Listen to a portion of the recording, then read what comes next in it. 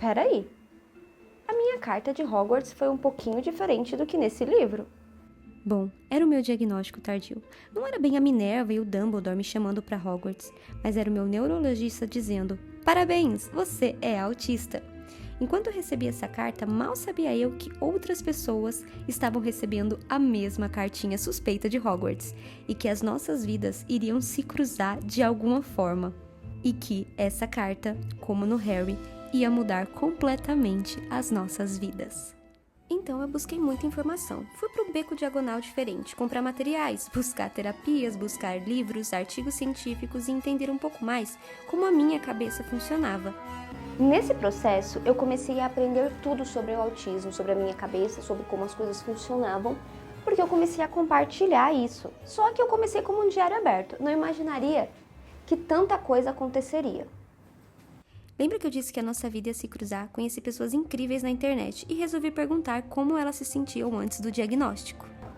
Antes do diagnóstico era bem complicado pra mim, porque eu não conseguia lidar muito bem com as outras pessoas. Eu não tinha muita familiaridade de como socializar, por exemplo. Eu não conseguia interagir com as pessoas da minha idade, não conseguia me dar bem com as pessoas da minha idade. Antes do diagnóstico, eu me sentia deslocada. Eu não sentia que eu pertencia a lugar nenhum. As pessoas da minha família não me entendiam, eu também não entendia muito bem elas.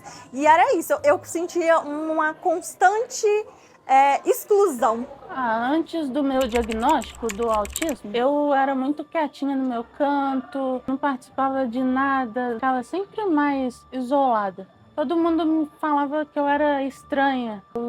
Eu tive muitos comentários assim. Antes de descobrir que eu era autista, eu me sentia uma estranha no ninho, eu acho. Eu não entendia qual era o meu lugar no mundo, não sentia que eu pertencia a esse mundo, achava que eu era muito estranha, eu era esquisita e eu não me sentia pertencente. Eu acho que esse era um sentimento de vazio muito grande.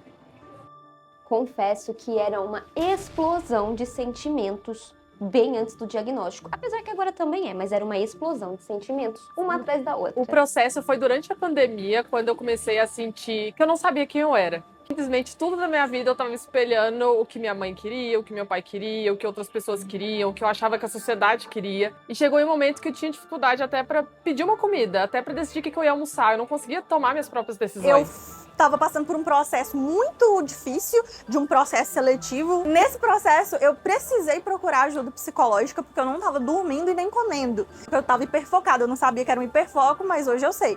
Eu sentei na cadeira, a psicóloga falou: tudo que você está me contando tem a ver com TDAH. Fui em busca do diagnóstico do TDAH e aí fui abençoada com o diagnóstico do TDAH e autismo.